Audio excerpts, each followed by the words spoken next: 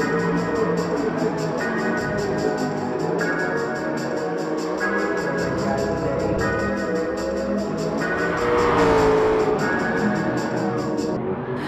been so alone ever since I left the tribe.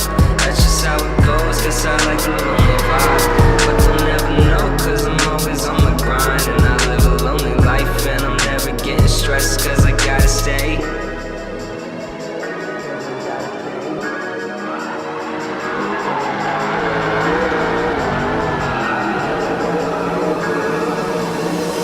Cause I gotta stay.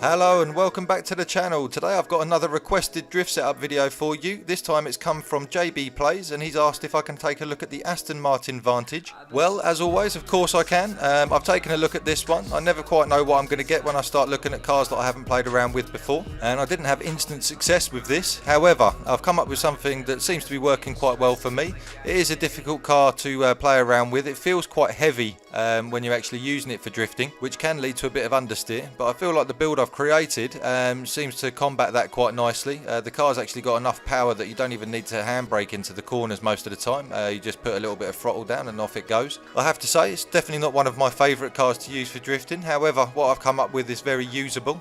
See what you think and let me know down in the comments section. But for now, let's take a look at the settings and I'll explain a little bit more.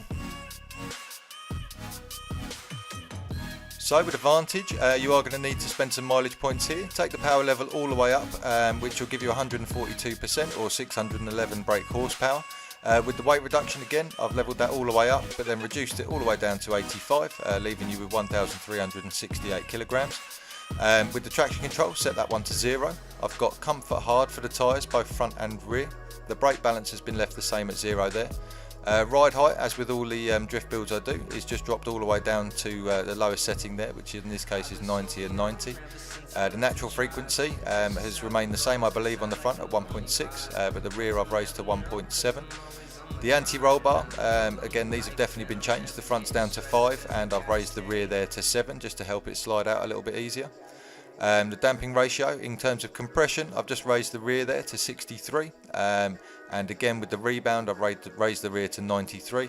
I believe for both of those the fronts have remained the same. Camber angle on the front here has been set to 4, which is quite a long way out, to be honest with you, and the rear you've got at 1.5. Towing angle is set to out 0.25 on the front and in 0.35 on the rear. Going down from there, I don't think I've actually done anything with the drivetrain at all, so these can all just remain the same at 10, 40 and 20. In terms of the transmission, again, all I've done is put it onto fully customised. I've just set the max speed there to 193 and left all the gear ratios exactly the same, and that seems to be working quite well for this one.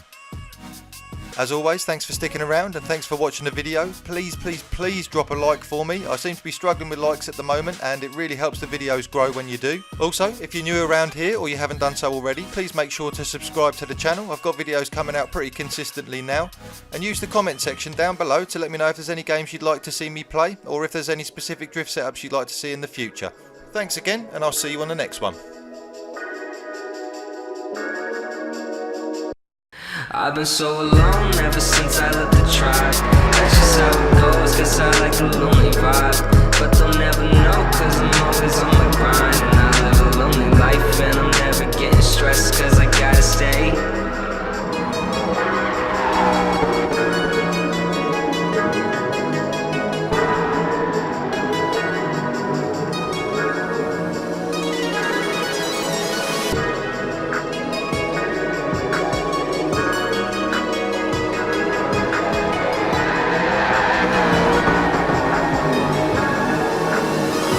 Cause I gotta stay.